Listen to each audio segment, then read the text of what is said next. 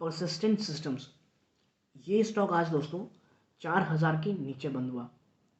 4000 जो कि एक बहुत ही ज़्यादा इम्पॉर्टेंट साइकोलॉजिकल सपोर्ट था, उसके नीचे आज ये स्टॉक बंद हुआ। और अगर आप देखेंगे तो ये सिर्फ स्टॉक यही नहीं दोस्तों, पूरा का पूरा आईटी पैक आप देखेंगे तो आज स्टॉक बंद किया है। और यही कारण है कि जो एचसीएल टेक आज 7% ज़्यादा टूटा। मैंने सुबह ही एचसीएल टेक के ऊपर वीडियो बनाया था, अगर आपने नहीं देखा है तो आपके जाके देख सकते हैं। आपको समझ में आएगा कि अचानक से एचसीएल टेक में इतना भयंकर सेल ऑफ क्यों हुआ। मैं पिन कमेंट कर दूंगा दोस्तों उस वीडियो का, आप एक बार ज़रूर देखिएगा। अगर आप एचसीएल टेक में निवेशित हैं या निवेश की सोच रहे हैं तो उससे पहले एक बार आपको वीडियो ज़रूर देखना चाहिए। वापस आते हैं परसिस्टेंट सिस्टम में। परसिस्टेंट सिस्टम दोस्तों लगभग एक सवा महीने पहले मैंने इस पर वीडियो बनाया था।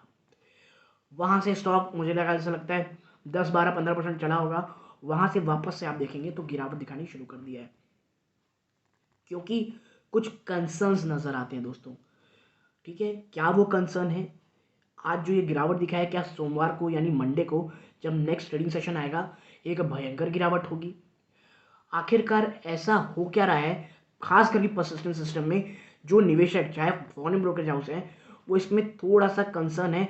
और कुछ इंपॉर्टेंट बातों का कह लीजिए, कुछ इंपॉर्टेंट बात स्टॉक में वो कहते हैं दोस्तों, खास करके इसकी वैल्यूएशन को लेकर के। तो ज़्यादा बड़ा वीडियो नहीं करूँगा दोस्तों, जो अपनी बात को संक्षिप्त में रखने की कोशिश करूँगा।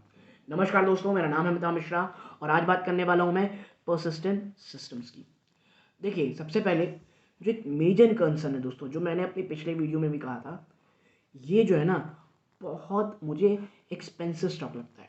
देखिए, कई स्टॉक ऐसे होते हैं, अक्सर मुझे आप कह सकते हैं कमेंट बॉक्स में ये सुनने मिलता है कि भाई आप तो पहले बोलते खराब स्टॉक है और अब खरीदारी करने की क्यों बात कर रहे हो। क्योंकि देखिए, हर स्टॉक का एक वैल्यूएशन होता है। अगर वो बहुत ज़्यादा ओवरसोल्ड जोन में चला गया हो तो आप क्या ही करोगे। वो तो समय रहता है उसको एक्यूमुलेट करने का, खरीदने का।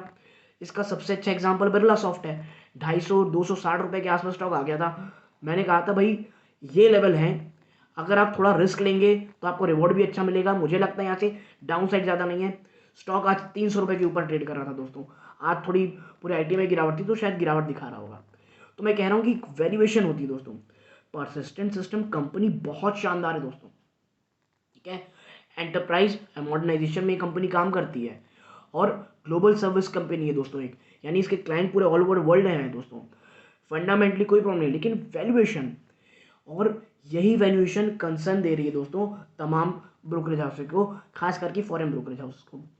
उनका मानना है कि जो परसिस्टेंट सिस्टम है वो एक बहुत ज़्यादा हाई वैल्यूएशन में ट्रेड कर रहा है। और अगर आप इनके ग्लोबल पीयर्स को देखोगे, यानी जो इनके समकक्ष कंपनी है ग्लोबली, जिनका अगर मैं आपके साथ अगर कहूँ कि भाई ये जो कंपनियां हैं, ये उनके सामने ये स्टॉक बहुत एक्सपेंसिव ट्रेड कर रहा है दोस्तों।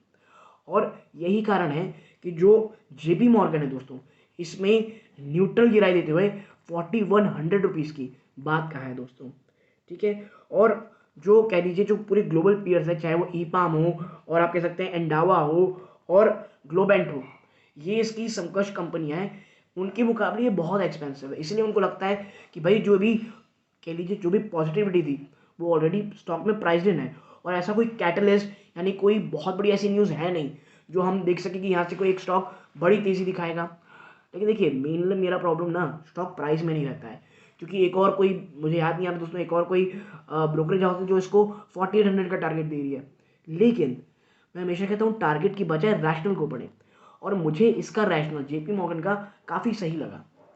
क्योंकि आगे वो कहती हैं कि यदि वो ये कह रहे हैं कि भाई हम 4100 दे रहे हैं, हम न्यूट्रल स्टांस है, कोई बहुत ही ज़्यादा पॉजिटिव आ जाता है, कुछ एकदम कह लीजिए आउट ऑफ द ब्लू, चाहे वो मार्जिन के फ्रंट पे हो, रेवेन्यू के फ्रंट पे हो, या कोई ऐसी डील क्रैक कर ली हो, तो स्टॉक शायद तेज़ी दिखा सकता है। लेकिन हमारा मेन कंसर्न है ना दोस्तों, वो क्या है?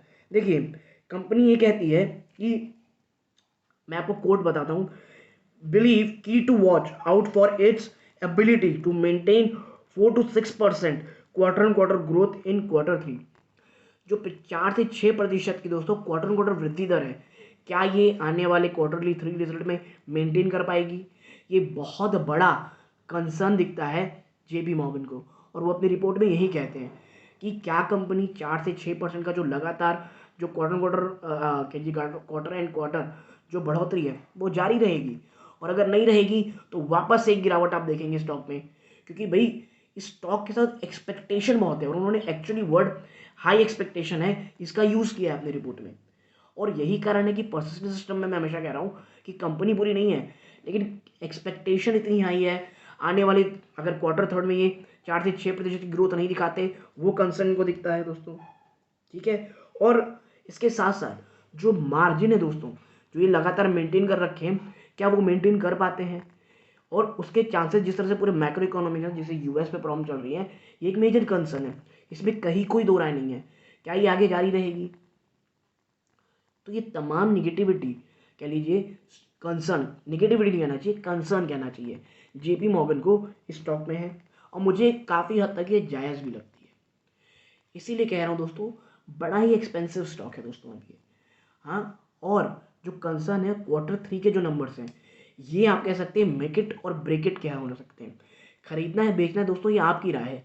मैं बस ये कह रहा हूँ कि जो कंसर्न है वो क्वार्टर 3 के नंबर्स के लिए मेक इट और ब्रेक इट होंगे। क्यों मैं इसलिए कह रहा हूँ, क्योंकि अगर आप कह सकते हैं कि कोई सरप्राइजिंग मार्जिन हो जाता है तो शायद आप देखेंगे एक बड़ी तेजी हो, और अगर मार्जिन नहीं रहते अच्छे तो एक बड़ी गिरावट आ सकती है।